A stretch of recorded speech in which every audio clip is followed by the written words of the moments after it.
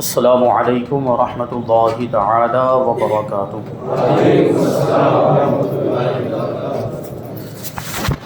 نحمده ونصلي ونسلم على رسوله الكريم اما بعد فاعوذ باللہ من الشیطان الرجیم بسم اللہ الرحمن الرحیم سبحان الذي اسرى بعبده ليلا من المسجد الحرام إلى المسجد الأقصى الذي باركنا حوله لنريه من آياتنا إنه هو السميع البصير صدق الله مولانا العظیم۔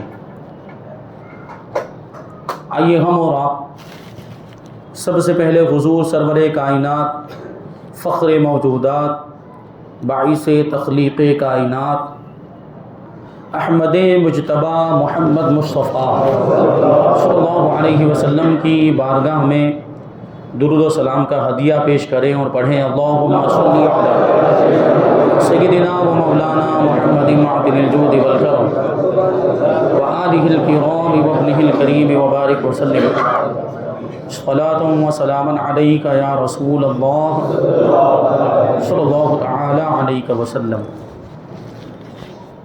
عزیزان ملت اسلامیہ، بڑی مبارک رات ہے، رجب المرجب کی 27ویں رات، جس کو ہم شب معراج کہتے ہیں، اور اس رات میں اللہ تبارک و تعالیٰ نے اپنے پیارے حبیب صلی اللہ علیہ وسلم کو وہ مرتبہ عطا فرمایا، وہ مقام عطا فرمایا جو پوری کائنات میں کسی کو نہیں ملا۔ یہ جو معراج حضور پاک صلی اللہ علیہ وسلم کو ہوئی، یہ حضور کا خاصہ ہے، حضور کی خصوصیت ہے۔ انبیاء کرام میں سے بھی کسی کو ایسی معراج نصیب نہیں ہوئی، یہ حضور پاک صلی اللہ علیہ وسلم کی شان ہے۔ تو وہی واقعہ بیان کیا جا رہا تھا، جمعہ میں بھی آپ نے سماعت کیا، اور پچھلے سال اور اس سے پہلے والے سال بھی کچھ واقعات، ابتدائی واقعات بیان کیے گئے تھے۔ آپ نے اس میں یہ سماعت کیا کہ حضور پاک صلی اللہ علیہ وسلم بیت المقدس سے روانہ ہو کر آسمانوں کی سیر کے لیے تشریف لے گئے، پہلے آسمان پر، دوسرے آسمان پر، تیسرے اور چوتھے آسمان پر تشریف لے گئے، وہاں تک کے واقعات بیان ہوئے۔ پہلے آسمان پر حضرت آدم علیہ السلام سے ملاقات ہوئی، دوسرے آسمان پر حضرت یحییٰ اور عیسیٰ علیہ السلام سے ملاقات ہوئی، تیسرے آسمان پر حضرت یوسف علیہ السلام سے ملاقات ہوئی، اور چوتھے آسمان پر حضرت ادریس علیہ السلام سے ملاقات ہوئی۔ چوتھے آسمان سے فارغ ہونے کے بعد اللہ کے رسول صلی اللہ علیہ وسلم 5ویں آسمان کی طرف بڑھے۔ 5ویں آسمان پر حضور کی حضرت ہارون علیہ السلام سے ملاقات ہوئی، جو حضرت موسیٰ علیہ السلام کے بھائی۔ اللہ کے رسول صلی اللہ علیہ وسلم خود ارشاد فرماتے ہیں کہ ثم صعید بی حتی اتی بی السماء الخامسہ، کہ پھر حضرت جبرائیل مجھے لے کر اوپر کی طرف چلے، یہاں تک کہ مجھے 5ویں آسمان تک انہوں نے پہنچا دیا۔ فاستفتح قیل من ھذا قال جبریل قیل ومن معک قال محمد صلی اللہ علیہ وسلم۔ حضرت جبرائیل علیہ السلام نے 5ویں آسمان کا بھی دروازہ کھلوایا۔ یہ بات میں نے پہلے بھی عرض کی کہ وہ دروازے بند رہتے، کسی کو آسمان کے دروازوں میں سے گزرنے کی اجازت نہیں ہے، صرف جبرائیل کو گزرنے کی اجازت تھی، اور آسمان کے فرشتوں کو پہلے سے بتا دیا گیا تھا کہ ایک رات ایسی آنے والی ہے جس میں محمد الرسول اللہ صلی اللہ علیہ وسلم معراج کے لیے تشریف لانے والے ہیں، جب وہ آئیں تو ان کے لیے سارے آسمانوں کے دروازے کھول دیں۔ تو فرشتے بھی پہلے ہی سے انتظار میں تھے، اسی لیے تو پوچھا، حضرت جبرائیل سے پوچھا کہ کون ہے دروازہ کھلوانے والا، کون؟ جبریل کے لیے ویسے کھول دیا جاتا، لیکن ہر مرتبہ وہ پوچھا کرتے تھے فرشتے کہ جبریل اکیلے آئے ہیں یا جبریل کے ساتھ کوئی اور بھی آیا ہے؟ تو جبریل پہلے کہا کرتے ہوں گے کہ میں اکیلا آیا ہوں، لیکن آج کی رات جب فرشتوں نے آسمان کے داروغہ، آسمان کے دروازوں پر پہرا دینے والے فرشتے نے جب پوچھا کہ ومن معک، اے جبرائیل تمہارے ساتھ کون آئے ہیں، تو حضرت جبرائیل علیہ السلام کہتے ہیں کہ میرے ساتھ آج محمد الرسول اللہ تشریف لائے۔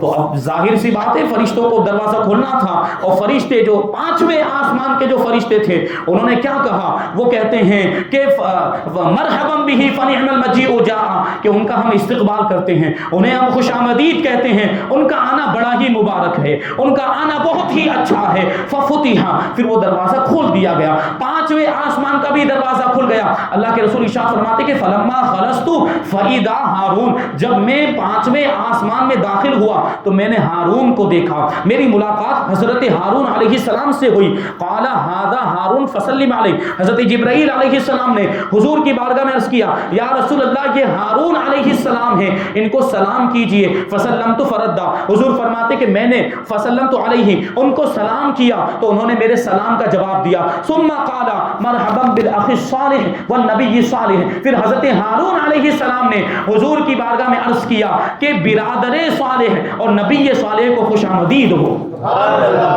ہم ان کا استقبال کرتے ہیں۔ بہرحال یہاں سے آگے حضور پاک صلی اللہ علیہ وسلم چھٹے آسمان کی طرف روانہ ہوئے، اور چھٹے آسمان پر حضرت موسیٰ علیہ السلام سے ملاقات ہوئی ہے، اور چھٹے آسمان پر جو واقعہ پیش آیا اس کو حدیث کے الفاظ میں سنیں۔ اللہ کے رسول ارشاد فرماتے ہیں ثم صعد بی حتی اتی بی السماء السادسہ، پھر حضرت جبرائیل مجھے لے کر چلے یہاں تک کہ مجھے چھٹے آسمان تک پہنچا دیا۔ فاستفتح، وہی الفاظ ہیں، حضرت جبرائیل علیہ السلام نے چھٹے آسمان کا دروازہ کھلوایا، فرشتوں نے کہا کہ کون آیا ہے؟ حضرت جبرائیل نے کہا کہ جبریل آئے ہیں، اور پھر فرشتوں نے پوچھا کہ تمہارے ساتھ کون ہے؟ تو حضرت جبرائیل نے وہی جواب دیا کہ میرے ساتھ آج کی رات محمد الرسول اللہ صلی اللہ علیہ وسلم تشریف لائے ہیں۔ تو پھر فرشتوں نے وہی سوال پوچھا وقد ارسل الیہ، کیا ان کو بلایا گیا ہے؟ حضرت جبرائیل نے کہا نعم، ہاں ان کو بلایا گیا ہے، اور وہ اللہ کے بلاوے پر، اللہ کی دعوت پر تشریف لائے ہیں۔ اب وہ دروازہ کھول دیا گیا اور فرشتوں نے کہا مرحبا بہ فنعم المجیء جاء، ان کا استقبال کرتے ہیں، انہیں ہم خوش آمدید کہتے ہیں، انہیں ہم مرحبا کہتے ہیں، ان کا آنا بڑا ہی مبارک ہے۔ ففتح، اب وہ دروازہ کھول دیا گیا۔ اللہ کے رسول ارشاد فرماتے کہ فلما خلصت فاذا موسیٰ، جب میں وہ چھٹے آسمان میں داخل ہوا تو میں نے موسیٰ علیہ السلام کو دیکھا، میری ملاقات حضرت موسیٰ علیہ السلام سے ہوئی۔ تو حضرت جبریل علیہ السلام کہتے کہ ھذا موسیٰ فسلم علیہ، یا رسول اللہ یہ موسیٰ علیہ السلام ہیں، ان کو سلام کیجئے۔ فسلمت علیہ فردا، میں نے ان کو بھی سلام کیا اور انہوں نے میرے سلام کا جواب دیا۔ پھر آگے انہوں نے بھی وہی جملہ کہا مرحبا بالاخ الصالح والنبی الصالح، کہ برادر صالح اور نبی صالح کو خوش آمدید ہے، ہم ان کا استقبال کرتے ہیں، ہم ان کا خیر مقدم کرتے ہیں۔ حضرت موسیٰ علیہ السلام نے چھٹے آسمان پر حضور پاک صلی اللہ علیہ وسلم کا استقبال کیا، لیکن یہاں بات مکمل نہیں ہوتی، یہاں بات ختم نہیں ہوتی۔ آگے روایت کے الفاظ یوں ہیں، اللہ کے رسول صلی اللہ علیہ وسلم ارشاد فرماتے کہ فلما جاوزت بکا، حضور فرماتے کہ جب میں چھٹے آسمان سے گزرنے لگا، جب میں چھٹے آسمان سے آگے بڑھنے لگا تو حضرت موسیٰ علیہ السلام رونے لگ گئے، حضرت موسیٰ علیہ السلام رونے لگ گئے۔ قیل لہو ما یبکیک، تو حضرت موسیٰ علیہ السلام سے پوچھا گیا کہ آپ کیوں رو رہے ہیں، رونے کی وجہ کیا ہے، رونے کا سبب کیا ہے، کس چیز نے آپ کو رلایا ہے؟ حضرت موسیٰ علیہ السلام نے جو جواب دیا ہے وہ سن کر آپ کا ایمان تازہ ہو جائے گا۔ حضرت موسیٰ علیہ السلام نے فرمایا کہ اب کی لأن بعث غلاما بعدی، اب کی لأن بعث اللہ غلاما کما قال علیہ السلام لأن بعث غلاما بعدی يدخل من امته، يدخل الجنة من امتی اکثر ممن يدخلها من امتی۔ حضرت موسیٰ علیہ السلام کہتے ہیں کہ میں اس وجہ سے رو رہا ہوں کہ میرے بعد، یعنی ظاہری طور پر میرے دنیا سے چلے جانے کے بعد ایک نوجوان کو اللہ تبارک و تعالیٰ نے نبی بنا کر دنیا میں بھیجا، اور اس نوجوان کا معاملہ یہ ہے اور اس نوجوان کی شان یہ ہے کہ اس کی امت میں سے اتنے زیادہ لوگ جنت میں داخل ہو جائیں گے کہ میری امت میں سے اتنے لوگ داخل نہیں ہو پائیں گے۔ اسی وجہ سے رو رہا ہوں. یہ حضور کی طرف اشارہ تھا. حضرت موسیٰ علیہ السلام نے حضور کی طرف اشارہ کرتے ہوئے کہا تھا کہ میری امت سے زیادہ لوگ ان کی امت کے جنت میں داخل ہوں گے. یہ پروانہ ملا ہے یہ امت محمدیہ کو جنت میں داخلے کا. حضرت موسیٰ علیہ السلام رو رہے تھے. حضرت موسیٰ علیہ السلام اسی وجہ سے. اچھا یہاں پہ ایک سوال پیدا ہو سکتا ہے کہ حضرت موسیٰ علیہ السلام کا رونا یہ کیوں تھا؟ رونے کی وجہ کیا تھی؟ ایک تو وجہ وہ بتا دی. تو یہ حسد کی وجہ سے تو نہیں ہو سکتا, یہ جلن کی وجہ سے بھی نہیں ہو سکتا, کیونکہ اس عالم میں جو دنیا کے بعد کا جو عالم ہے اس عالم میں حسد اور جلن کا وہاں تصور ہی نہیں کیا جا سکتا. اور دوسری بات یہ کہ عام انسانوں کے تعلق سے یہ سوچا جا سکتا ہے کہ ان کے دل میں یہ کیفیت پیدا ہو جائے, حسد والی کیفیت پیدا ہو جائے یا جلن کا جذبہ پیدا ہو جائے. وہ تو انبیاء کرام ہیں. حضرت موسیٰ علیہ السلام جلیل القدر پیغمبر ہیں, ان کے بارے میں یہ تصور کیا ہی نہیں جا سکتا کہ انہوں نے حسد کی وجہ سے یہ کیا ہوگا, حسد کی وجہ سے وہ روئے ہوں گے. تو وہ حسد کی وجہ سے نہیں روئے تھے بلکہ وہ رشک کے طور پر روئے تھے. وہ رشک کر رہے تھے کہ امت محمدیہ کثرت کے ساتھ جنت میں داخل ہو جائے گی, کاش کہ میری امت بھی جنت میں داخل ہو جاتی. افسوس کرتے ہوئے انہوں نے کہا تھا کہ میری امت اتنی گنہگار ہے, میری امت اس لائق نہیں ہے کہ کثرت کے ساتھ جنت میں داخل ہو سکے, اتنی تعداد میں جنت میں داخل ہو سکے جتنی تعداد میں امت محمدیہ داخل ہونے والی ہے. یہ حضور پاک صلی اللہ علیہ وسلم کی شان. اب اچھا اس میں ایک بات یہ بھی حضرت موسیٰ علیہ السلام نے کیا کہا کہ ایک نوجوان نبی بنا کر مبعوث کیا گیا. نبی بنا کر مبعوث کیا یعنی نبی تو پہلے ہی سے تھے, یعنی دنیا میں تشریف لائے, ایک نوجوان دنیا میں تشریف لائے اور انہوں نے اعلان نبوت فرمایا, ان کو منصب نبوت عطا کیا گیا. تو حضرت موسیٰ علیہ السلام نے حضور کو نوجوان کہا. اب یہ نوجوان کہنے کی وجہ بھی کیا, اس کے پیچھے بھی ایک نقطہ ہے, ایک پوائنٹ ہے. اس کی وجہ علماء نے یہ بیان کی کہ حضرت موسیٰ نے حضور کو نوجوان کیوں کہا. اس کی وجہ یہ ہے کہ حضور پاک صلی اللہ علیہ وسلم کی اتباع اور پیروی بہت ہی کم مدت میں کہ ابھی آپ بڑھاپے کو نہیں پہنچے تھے, ابھی آپ سن شیخوخت کو نہیں پہنچے تھے, یعنی آپ کی زیادہ عمر نہیں ہوئی تھی, اور اسی عمر میں یعنی نوجوانی کے عالم میں آپ کی اتنی زیادہ پیروی ہوئی اور آپ کی اتنی زیادہ اتباع ہوئی کہ دوسرے کسی کی عمر دراز کو پہنچ جانے کے باوجود, بوڑھا ہو جانے کے باوجود, بزرگ ہو جانے کے باوجود بھی اتنی ان کی اتباع نہیں ہوئی جتنی اتباع اور جتنی پیروی حضور کی نوجوانی کے عالم میں ہی ہو گئی. یا تو ایک یہ وجہ ہے, یا ایک وجہ یہ بتائی کہ آپ کی ہمت مردانہ کی وجہ سے, آپ کی جرأت اور بہادری کی وجہ سے حضرت موسیٰ علیہ السلام نے آپ کو نوجوان کہا. بہرحال یہ چھٹے آسمان کی بات. حضور پاک صلی اللہ علیہ وسلم آگے بڑھے, 7ویں آسمان پر پہنچے. 7ویں آسمان پر حضور پاک صلی اللہ علیہ وسلم کی ملاقات حضرت ابراہیم خلیل اللہ علیہ السلام سے ہوئی. حضور فرماتے ثم صعد بی حتی اتی بی السماء سابحا فاستفتح قیل من ھذا قال جبریل قیل من معک ومن معک قال محمد صلی اللہ علیہ وسلم. جب 7ویں آسمان پر پہنچے, دروازہ کھلوایا, فرشتوں نے وہی پوچھا کہ کون آیا ہے. جبریل نے جواب دیا کہ جبریل. فرشتوں نے پوچھا تمہارے ساتھ کون ہے؟ جبریل نے کہا محمد رسول اللہ ہے.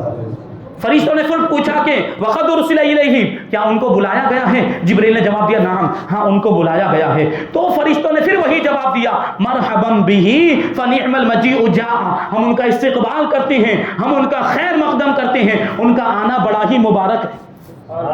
7ویں آسمان کے فرشتوں نے بھی حضور پاک صلی اللہ علیہ وسلم کا استقبال کیا. پھر کہتے ہیں ففتح, اور 7ویں آسمان کا دروازہ بھی کھلا. فلما خلصت فاذا ابراہیم, جب میں داخل ہوا تو میں نے دیکھا کہ حضرت ابراہیم علیہ السلام موجود ہیں. حضرت جبریل علیہ السلام نے اس کے حاضر ابو کا ابراہیم. حضرت جبریل حضور کی بارگاہ میں عرض کرتے ہیں کہ یہ آپ کے والد حضرت ابراہیم علیہ السلام ہیں, کیونکہ حضور پاک صلی اللہ علیہ وسلم حضرت ابراہیم علیہ السلام کی اولاد میں سے ہیں. حضرت ابراہیم علیہ السلام کے 2 بیٹے حضرت اسماعیل اور حضرت اسحاق. بنی اسرائیل حضرت اسحاق یعنی ان کی اولاد حضرت یعقوب کی اولاد میں تھے, لیکن حضور پاک صلی اللہ علیہ وسلم حضرت اسماعیل علیہ السلام کی اولاد میں ہوئے. یہ عرب, ملک عرب جو آباد ہوا, یہ عرب کے لوگ عام طور پر یہ حضور پاک صلی اللہ علیہ وسلم کی اولاد, یہ حضرت اسماعیل علیہ السلام کی اولاد میں سے. حضور بھی حضرت اسماعیل علیہ السلام کی اولاد میں سے. اس لیے حضرت جبرائیل نے کہا ھذا ابو کا ابراہیم, یہ آپ کے والد ہے. دوسرے انبیاء کرام کے بارے میں یہ بات نہیں کہی, حضرت ابراہیم کے بارے میں کہہ رہے ہیں کیونکہ آپ ان کی نسل میں سے تھے. کیا کہا کہ یہ آپ کے والد ابراہیم ہیں، ان کو سلام کیجئے۔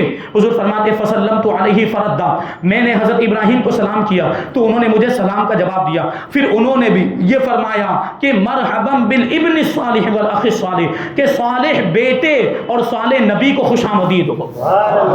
دوسرے انبیاء کرام نے کیا کہا تھا؟ صالح بھائی اور صالح نبی کو خوش آمدید ہو۔ لیکن حضرت ابراہیم علیہ السلام نے کیا کہا کہ صالح بیٹے، کیونکہ آپ کی نسل میں سے ہیں، ظاہری طور پر آپ کی اولاد میں سے ہیں، اس لیے کیا کہہ رہے ہیں کہ صالح بیٹے اور صالح نبی کو خوش آمدید ہو۔ ایک دوسری روایت جو مشکاۃ شریف کے اندر، اس میں یہ ہے فَإِذَا أَنَا بِإِبْرَاهِيمَ مُسْنِدًا ظَهْرَهُ إِلَى الْبَيْتِ الْمَعْمُورِ، جب میں 7ویں آسمان پر پہنچا تو میں نے حضرت ابراہیم علیہ السلام کو دیکھا اس حال میں کہ آپ بیت المعمور سے اپنی پیٹھ لگائے ہوئے بیٹھے تھے۔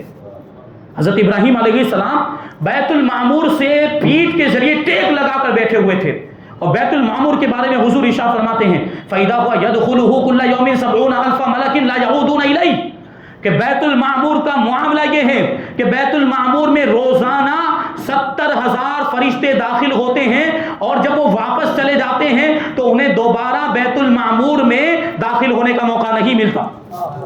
یعنی ان کی عمر میں ایک ہی مرتبہ ان کو بیت المعمور میں داخل ہونے کا موقع ملتا ہے۔ یہی خانہ کعبہ کا بھی حال ہے، 70,000 صبح حاضری دیتے ہیں، 70,000 شام کو حاضری دیتے ہیں فرشتے خانہ کعبہ میں، اور پھر دوبارہ ایک بار جو فرشتے حاضر ہو جاتے ہیں ان کو دوبارہ حاضری کا موقع نہیں ملتا۔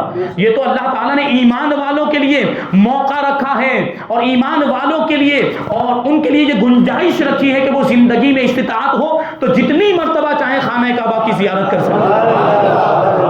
تو بیت المعمور کا بھی یہی معاملہ کہ 70,000 فرشتے روزانہ اس میں داخل ہوتے ہیں، اور پھر دوبارہ ان کو آنے کا موقع نہیں ملتا۔ بیت المعمور یہ سمجھے آپ، بیت المعمور آسمانوں پر ایک عبادت گاہ ہے، ایک مسجد ہے، اور یہ بالکل خانہ کعبہ کے مد مقابل، بالکل خانہ کعبہ، یہ خانہ کعبہ ہے، آسمانوں کے اوپر بالکل خانہ کعبہ کی سیدھ میں بیت المعمور تعمیر کیا گیا ہے۔ یعنی اگر بالفرض بائی چانس وہ بیت المعمور گرے تو بالکل خانہ کعبہ کے اوپر گرے گا۔ یہ سمجھانے کے لیے بات کہی جاتی ہے۔ اس کے بارے میں علماء فرماتے ہیں کہ جب حضرت آدم علیہ السلام کو زمین پر اتارا گیا تھا تو حضرت آدم علیہ السلام کے ساتھ ایک بیت المعمور بھی بھیجا گیا تھا، اور جب حضرت آدم علیہ السلام کا انتقال ہو گیا تو بیت المعمور کو آسمانوں پر اٹھا لیا گیا۔ یہ ایک روایت ہے، اور ایک روایت اس سے پہلے میں بیان کر چکا ہوں، خانہ کعبہ کی تاریخ کا جو بیان اس سے پہلے ہوا ہے 2 سال پہلے، تو اس میں نے یہ ایک روایت بیان کی تھی کہ انسانوں کے دنیا میں آباد ہونے سے پہلے فرشتے تو تھے، دوسری مخلوقات یہ پیدا کی جا چکی تھی، تو فرشتوں نے دنیا کے اندر جو زمین پر جو رہتے تھے فرشتے، تو ان فرشتوں نے خانہ کعبہ کو تعمیر کیا تھا۔ خانہ کعبہ کو سب سے پہلے فرشتوں نے تعمیر کیا، اور وہ اس میں عبادت کرنے لگے۔ اب انہوں نے چمکدار سفید موتیوں سے خانہ کعبہ کو تعمیر کیا تھا، اور اس وقت خانہ کعبہ کی دیواروں کا عالم یہ تھا کہ اس میں سے آر پار نظر آتا تھا، اندر والے باہر والوں کو دیکھتے تھے اور باہر والے اندر والوں کو دیکھ لیا کرتے تھے، بڑا ہی خوبصورت۔ اب ظاہر سی بات فرشتوں نے تعمیر کیا ہوگا تو کیسا ہوگا، اس کی تفصیل میں بیان کر چکا ہوں کہ کیا کیا ہوا تھا، پھر وہ اس حالت میں کیسے آیا۔ تو فرشتوں نے جب خانہ کعبہ تعمیر کیا، زمین کے فرشتے جو زمین پر رہتے تھے، اس وقت انسان نہیں تھے، تو وہ خانہ کعبہ میں حاضر ہوتے تھے، خانہ کعبہ میں عبادت کیا کرتے تھے، طواف کرتے، نماز پڑھتے وغیرہ۔ تو جو آسمان کے فرشتے تھے انہوں نے اللہ کی بارگاہ میں عرض کیا کہ اے پروردگار، زمین والے فرشتوں نے تو اپنے لیے گھر بنا لیا ہے، زمین والے فرشتوں نے تو خانہ کعبہ بنا لیا، وہاں پر وہ حاضر ہوتے عبادت کیا کرتے ہیں، طواف کرتے ہیں، ہمارے لیے کوئی ایسا گھر نہیں ہے، ہمارے لیے بھی آسمانوں پر کوئی ایسا گھر بنا دیا جائے کہ وہاں ہم حاضر ہو کر عبادت کر سکیں اور اس گھر کا ہم طواف کر سکیں۔ فرشتوں کی اس التجا پر آسمانوں پر بیت المعمور تعمیر کیا گیا۔ اب بیت المعمور یہ فرشتوں کے لیے، آسمان کے فرشتوں کے لیے خانہ کعبہ کی منزل میں ہے، فرشتے وہاں پر حاضر ہوتے ہیں، بیت المعمور کا طواف بھی کرتے ہیں، وہاں نماز بھی پڑھتے ہیں، لیکن جو فرشتہ ایک مرتبہ بیت المعمور میں حاضر ہو جاتا ہے، ایک مرتبہ زیارت کرنے کے بعد دوبارہ وہاں پر آپ واپس آنے کی ان کو اجازت نہیں ہے، اور واپس آنے کا پھر ان کو موقع نہیں ملتا ہے۔ یہ ہے بیت المعمور۔ حضرت ابراہیم علیہ السلام اسی بیت المعمور سے ٹیک لگائے ہوئے بیٹھے تھے، تشریف فرما تھے۔ ابھی ایک اور بات یہاں پر باقی رہ جاتی ہے۔ ایک روایت میں آیا کہ چوتھے آسمان پر ایک نہر ہے، جس کو نہر الحیات کہا جاتا ہے.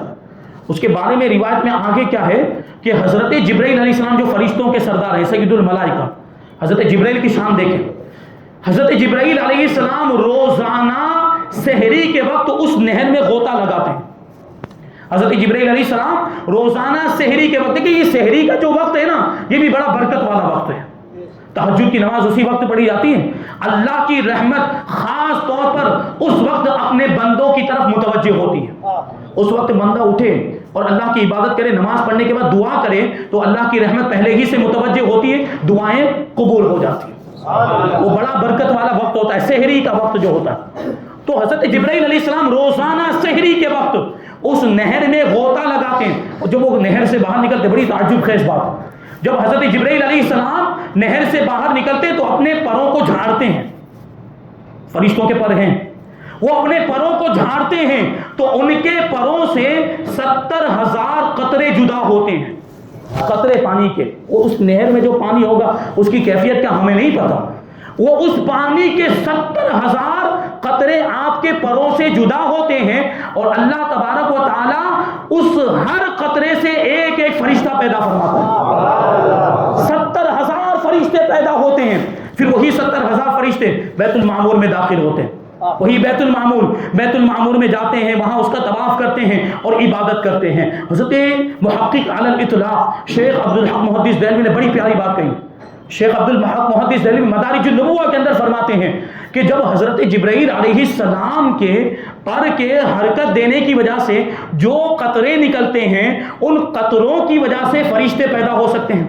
اور پھر آسمانوں میں بہت سارے فرشتے ہیں اور وہ فرشتے جب تسبیح ہی پڑھتے ہیں، یعنی سبحان اللہ کہتے ہیں، تو ہر تسبیح کے بدلے میں اللہ تبارک و تعالیٰ ایک فرشتہ پیدا فرماتا ہے. یہاں بات ختم نہیں ہوئی، ایمان والوں کے لیے جو بات آ رہی وہ آگے آ رہی ہے.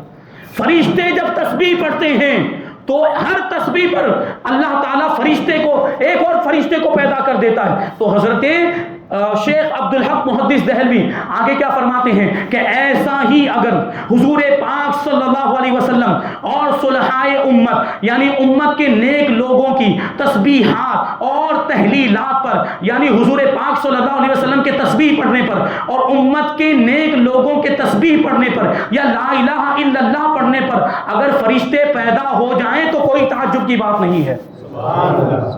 یعنی جب فرشتوں کے تسبیح پڑھنے سے فرشتے پیدا ہوتے ہیں، اللہ تعالیٰ پیدا کرتا ہے، تو حضور جب تسبیح، تو حضور تو ساری کائنات سے افضل ہے، حضور تو فرشتوں سے بھی افضل. حضور جب تسبیح پڑھتے ہوں گے تو کیا اس تسبیح کے بدلے میں اللہ تعالیٰ فرشتے پیدا نہیں فرماتا ہوگا؟ کوئی تعجب کی بات نہیں. بہرحال آگے اور دیکھیں، حضرت ابراہیم علیہ السلام سے ملاقات ہوئی تو حضرت ابراہیم علیہ السلام نے کہا کہ آپ اپنی امت کو میرا سلام کہنا. دیکھ غور کریں، معمولی بات نہیں ہے. حضرت ابراہیم علیہ السلام جن کو خلیل اللہ کہا جاتا ہے، اللہ کے خلیل ہیں، وہ ہم جیسے گنہگاروں کو سلام بھیج رہے ہیں. ہم اپنے مرتبے کو سمجھیں کہ ہم کون ہیں، کیونکہ ہم اپنے آپ کو غور کریں تو ہم تو کچھ بھی نہیں ہیں. ہماری کوئی اوقات نہیں، ہماری کوئی حیثیت نہیں ہے. ہم تو سراپا گناہوں میں ڈوبے ہوئے ہیں. یہ حضور کے قدموں کا صدقہ ہے کہ ابراہیم علیہ السلام جیسا پیغمبر ہمیں سلام بھیجا. یہ حضور کے قدموں کی نسبت ہے. تو حضرت ابراہیم علیہ السلام نے کہا کہ اپنی امت کو میری طرف سے سلام کہنا اور ان کو میرا یہ پیغام پہنچا دینا. تو حضور نے پوچھا کیا پیغام ہے؟ حضرت ابراہیم علیہ السلام نے کہا کہ جنت کی جو زمین ہے وہ بڑی وسیع ہے اور جنت کی جو مٹی ہے وہ بڑی پاکیزہ ہے. اب مٹی کا ذکر کیوں ہو رہا ہے؟ عام طور پر درخت مٹی میں ہی لگائے جاتے ہیں اور اس کا تعلق زمین سے ہوتا ہے. اس لیے حضرت ابراہیم علیہ السلام نے کیا کہا؟ جنت کی مٹی بڑی پاکیزہ ہے اور جنت کی زمین بڑی وسیع ہے، یعنی بہت پھیلی ہوئی ہے. اور آپ اپنی امت کو پیغام دے دیں کہ وہ کثرت کے ساتھ جنت میں درخت لگائیں، کثرت کے ساتھ جنت میں درخت لگائیں. تو حضور نے پوچھا کہ میرے والد ماجد ابراہیم بتائیں کہ وہ درخت کیسے لگائے جائیں، یعنی جنت کے اندر درخت کیسے لگائے جائیں، بہشت کے اندر درخت کیسے لگائے جائیں. تو حضرت ابراہیم علیہ السلام نے جواب دیا کہ آپ کی امت کو آپ کہہ دیں کہ وہ لا حول ولا قوت الا باللہ پڑھتے رہیں. اور ایک روایت میں ہے کہ آپ اپنی امت سے کہہ دیں کہ وہ سبحان اللہ والحمد للہ ولا الہ الا اللہ واللہ اکبر پڑھتے رہیں. جتنے جتنی مرتبہ یہ پڑھیں گے اتنے ان کے نام کے درخت جنت میں لگ جائیں گے۔ جنت میں درخت لگانے کا کتنا آسان ذریعہ ہمیں عطا کیا گیا۔ ابھی وہ درخت ہمارے نام کا درخت وہاں لگ گیا تو اس کا کیا مطلب؟ ہم بھی تو جائیں گے نہیں، وہ ہمارے نام کا درخت لگائے تو اس سے فائدہ کون اٹھائے گا؟ ہم ہی اٹھائیں گے۔ اس کا مطلب کیا کہ جنت کے درخت کے ساتھ ہم خود بھی جنت کے حقدار بنتے ہیں۔ کتنا آسان ذریعہ۔ یہ جو ہم سبحان اللہ بولتے ہیں تو یہ بھی کہیں نہ کہیں جنت میں درخت لگانے کا ذریعہ بن رہا ہے۔ یہ حضرت ابراہیم علیہ السلام۔ پھر آگے کیا ہوا؟ اللہ کے رسول صلی اللہ علیہ وسلم ارشاد فرماتے کہ میں نے حضرت ابراہیم علیہ السلام کو دیکھا کہ آپ کے پاس، آپ کے پہلو میں ایک جماعت بیٹھی ہوئی ہے، ایک جماعت موجود ہے جن کا رنگ بالکل سفید، یعنی چہرے کا رنگ بالکل سفید، بڑے خوش رنگ، یعنی چہرے کا رنگ بہت اچھا، نورانی شکل و صورت والے، خوبصورت چہرے والے تھے۔ لیکن ایک دوسری جماعت تھی جو کالے چہرے والی، سیاہ رنگ والے، جن کا چہرہ خوبصورت نہیں تھا۔ حضور فرماتے کہ یہ سیاہ رنگ کے لوگ، یہ لوگ آئے اور انہوں نے ایک نہر میں غوطہ لگایا اور اس نہر میں ان لوگوں نے غسل کیا۔ غسل کرنے کی وجہ سے ان کے چہرے کی جو کالک تھی، ان کے چہرے کی جو سیاہی تھی، جو تاریکی تھی، وہ کچھ کم ہو گئی۔ پھر یہ لوگ دوسری نہر کے پاس گئے، اس دوسری نہر کے اندر ان لوگوں نے غسل کیا تو ساری سیاہی اور ساری تاریکی، سارا کالا پن دور ہو گیا، اور اب یہ دوسری جماعت کے لوگ بھی پہلی جماعت کی طرح حسین و جمیل، خوبصورت، سفید اور چمکدار چہرے والے ہو گئے۔ اور وہیں پہ حضرت ابراہیم علیہ السلام بھی بیٹھے ہوئے تھے۔ تو حضور نے حضرت جبرائیل سے پوچھا کہ یہ مرد خدا کون ہے اور یہ دو جماعتیں کون ہیں؟ یہ سیاہ چہرے والی جماعت اور یہ سفید چہرے والی جماعتیں، یہ کون ہیں؟ تو حضرت جبرائیل نے جواب دیا کہ یہ جو مرد خدا بیٹھے ہیں یہ آپ کے والد ماجد حضرت ابراہیم علیہ السلام ہیں، اور سفید چہرے والے جو لوگ ہیں جن کے چہرے روشن ہیں، یہ وہ لوگ ہیں جنہوں نے دنیا میں کبھی بھی اپنی جانوں پر ظلم نہیں کیا، یعنی انہوں نے کبھی بھی گناہ کا کام نہیں کیا، کبھی بھی نافرمانی نہیں کی، اسی وجہ سے ان کے چہرے آج روشن اور نورانی ہیں۔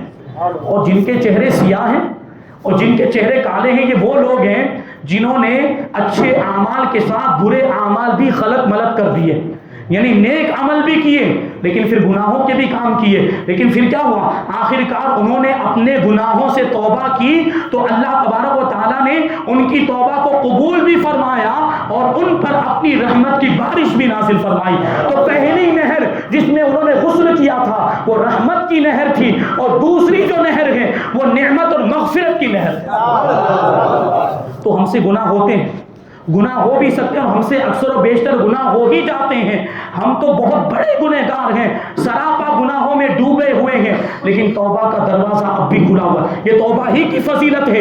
دیکھیے توبہ کی برکت سے اللہ تبارک و تعالیٰ نے گناہوں کی سیاہی کو دھل دیا ہے، اور گناہوں کی سیاہی دور ہو گئی ہے۔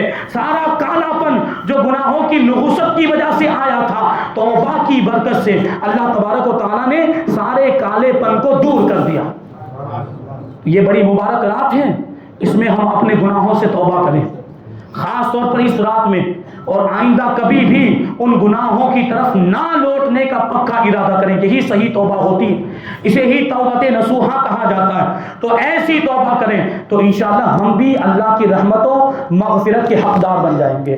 ایک اور بات بیان کر کے میں اپنی تقریر کو ختم کر دوں۔ حضور پاک صلی اللہ علیہ وسلم نے 7ویں آسمان پر ایک نہر دیکھی، اور اس نہر کی کیفیت کیا تھی کہ وہ نہر یاقوت اور زمرد کے سنگ ریزوں پر جاری تھی۔ یعنی ہم اور آپ دنیا میں نہریں دیکھتے ہیں تو نہر میں اس کی تہ میں وہ سنگریزے ہوتے ہیں، کنکر، نہر کی تہ میں کنکر ہوتے ہیں، لیکن وہ جو 7 آسمان کے اوپر جو نہر تھی اس میں یہ کنکر پتھر نہیں تھے، کنکر پتھر کی جگہ پہ یاقوت اور زمرد تھے۔ یاقوت آپ کو بتاؤں یہ لال رنگ کا قیمتی پتھر ہوتا ہے، اور زمرد یہ سبز رنگ کا یعنی ہرے رنگ کا قیمتی پتھر ہوتا ہے۔ وہ بھی دنیا کا نہیں، وہ جنت کے پتھر کی بات چل رہی ہے۔ دنیا کا قیمتی سے قیمتی پتھر لے کر آ جائیں، وہ جنت کے معمولی پتھر کا بھی مقابلہ نہیں کر سکتا۔ تو وہ جو نہر تھی وہ یاقوت اور زمرد کے سنگ ریزوں پر جاری تھے، اور اس نہر کے جو برتن تھے، نہر پر پینے کے لیے پیالے وغیرہ رکھے جاتے ہیں برتن، تو اس نہر پر جو برتن تھے وہ سونے چاندی اور زبرجد کے تھے، سونے چاندی کے تھے، زبرجد کے تھے اور یاقوت کے تھے۔ وہ برتن بھی کتنے خوبصورت ہوں گے، تصور کریں تھوڑا۔ سونے چاندی کے، دنیا میں سونے چاندی کے برتن استعمال کرنا جائز نہیں ہے، لیکن جنت میں کر سکتے ہیں۔ تو اس نہر پر بھی سونے چاندی کے پیالے اور سونے چاندی کے برتن موجود تھے۔ اور اس نہر کے پانی کے بارے میں روایت میں آیا، فرماتے ہیں کہ اس نہر کا پانی دودھ سے زیادہ سفید اور شہد سے زیادہ میٹھا۔ تو حضور پاک صلی اللہ علیہ وسلم نے حضرت جبریل سے پوچھا یہ کیا ہے؟ تو حضرت جبریل نے کہا یہ حوض کوثر ہے، یہ حوض کوثر ہے۔ اور اللہ تبارک و تعالیٰ نے اسی کے بارے میں قرآن مجید میں ارشاد فرمایا انا اعطیناک الکوثر، کہ بے شک ہم نے آپ کو کوثر عطا کیا۔ یہ وہی حوض کوثر ہے کہ جب میدان محشر میں ہم پہنچیں گے اور میدان محشر میں سورج کی تمازت کی وجہ سے اور زمین کی گرمی کی وجہ سے اور اپنے گناہوں کی وجہ سے ہم پسینوں میں شرابور ہوں گے اور سخت تکلیف کا سامنا ہوگا، سخت مشقت کا سامنا ہوگا۔ جب میدان محشر سے نکلیں گے تو حضور پاک صلی اللہ علیہ وسلم اپنے چاہنے والوں کو، اپنے عاشقوں کو، اپنی امت کو اور اہل ایمان کو، حضور پاک صلی اللہ علیہ وسلم اپنے ماننے والوں کو حوض کوثر پر بلائیں گے اور اپنے مبارک ہاتھوں سے حوض کوثر کا جام بھر بھر کر ہم گنہگاروں کو پلائیں گے۔ اور حوض کوثر کا جام جب ہم پیئیں گے، اس کے بارے میں روایتوں میں آیا ہے کہ ایک بار کوئی وہ جام پی لے گا پھر اسے کبھی بھی پیاس کا احساس ہی نہیں ہوگا۔ یہ حوض کوثر ہے اور یہ شان حضور پاک صلی اللہ علیہ وسلم کی۔ یہ جو واقعات ہم نے سنے تو اس سے ایک بات ثابت ہوتی ہے، آخری بات بیان کر کے میں بیان کو ختم کر دوں۔ اس سے ایک بات ثابت ہوتی ہے کہ ایک ہی وقت میں ایک جسم کئی جگہوں پر موجود ہو سکتا ہے۔ آپ نے سنا کہ حضور پاک صلی اللہ علیہ وسلم جب مسجد حرام سے مسجد اقصی کی طرف جا رہے تھے تو حضور نے حضرت موسیٰ علیہ السلام کو دیکھا کہ وہ ان کی قبر میں نماز ادا کر رہے تھے۔ پھر مسجد اقصی میں انبیاء کرام کو جب نماز پڑھائی، جب حضور نے انبیاء کرام کی امامت کی، وہاں بھی تو حضرت موسیٰ علیہ السلام موجود تھے۔ اور پھر حضور آسمانوں پر تشریف لے گئے تو چھٹے آسمان پر بھی حضرت موسیٰ علیہ السلام سے ملاقات ہوئی۔ اور یہ جو بھی واقعہ ہوا یہ ایک لمحے کے معمولی سے حصے میں ہوا۔ آپ نے سنا ہوگا کہ جب معراج سے حضور واپس آ گئے تو وہ جو کڑی ہوتی وہ کڑی ابھی بھی حرکت کر رہی تھی، دروازے کی کڑی، اور بستر ابھی بھی گرم تھا۔ تو سوچیں آپ کہ حضور پاک صلی اللہ علیہ وسلم کتنے مختصر سے وقت میں جا کر واپس آ گئے۔ تو یہ ایک ہی آن میں انبیاء کرام اور دوسرے انبیاء کرام جو آسمانوں پر جن سے ملاقاتیں ہو رہی ہیں وہ انبیاء کرام مسجد اقصی میں بھی تو آئے تھے، ان انبیاء کرام سے مسجد اقصی میں بھی تو ملاقات ہوئی تھی۔ تو وہ انبیاء کرام بھی ایک ہی وقت میں مسجد اقصی میں بھی موجود ہیں اور آسمانوں پر بھی تشریف فرما۔ یہی تو ہمارا عقیدہ کہ اللہ والے ایک وقت میں کئی جگہوں پر موجود ہو سکتے ہیں۔ اولیاء کرام کے واقعات ہم نے دیکھے ہیں کہ اللہ کے ولیوں کو ان کے شہر میں بھی دیکھا گیا، خانہ کعبہ میں طواف کرتے ہوئے بھی دیکھا گیا۔ تو یہ تو انبیاء کرام، ان کی تو شان کیا ہوگی؟ اولیاء کرام کو جو بھی کرامتیں ملتی ہے وہ نبی کے صدقے میں ملتی ہے، تو پھر نبی کا عالم کیا ہوگا؟ یہ ہمارا عقیدہ۔ امام شعرانی نے اس کو الیواقیت والجواہر میں لکھا ہے کہ جو لوگ اس بات کا انکار کرتے ہیں کہ ایک ہی وقت میں ایک جسم چند جگہوں پر موجود نہیں ہو سکتا تو پھر وہ معراج کی حدیث پر ایمان کیسے لائیں گے؟ یعنی اگر وہ معراج کی حدیث پر ایمان رکھتے ہیں تو ان کو یہ بات بھی ماننی پڑے گی کہ ایک ہی جسم ایک آن میں کئی جگہوں پر موجود ہو سکتا ہے۔ یہی اہل سنت و جماعت کا عقیدہ ہے۔ اللہ تبارک و تعالیٰ کی بارگاہ میں دعا ہے کہ جو کچھ بھی بیان ہوا اس پر ہم سب کو عمل کرنے کی توفیق عطا فرمائے۔ حضور پاک صلی اللہ علیہ وسلم کی سچی پکی محبت ہم سب کے دلوں میں پیدا فرمائے۔ مذہب اہل سنت و جماعت مسلک اعلیٰ حضرت پر ہم سب کو قائم و دائم رکھے اور اسی پر ہم سب کا خاتمہ فرمائے۔ وما علینا الا البلاغ۔